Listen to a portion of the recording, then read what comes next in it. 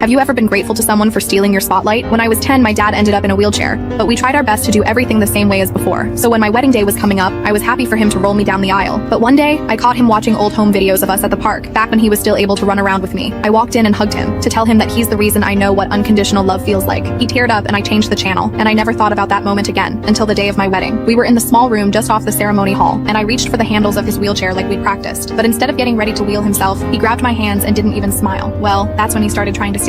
My heart dropped because the aisle was at least 50 feet, and he hadn't walked more than 10 since the accident. The room went silent, and all the eyes shifted from me to him. When he stood up, I looked at him, and that's when he finally smiled and said, "Just trust me." Turns out he'd been in intense physical therapy for over a year, all for my big day. I thought I'd be the one holding him up, but honestly, I think he was holding me. By the time we made it down the aisle, half of the audience were in tears and blowing their noses. He stole the spotlight that day, and we now have this incredible inside joke for the rest of our lives together.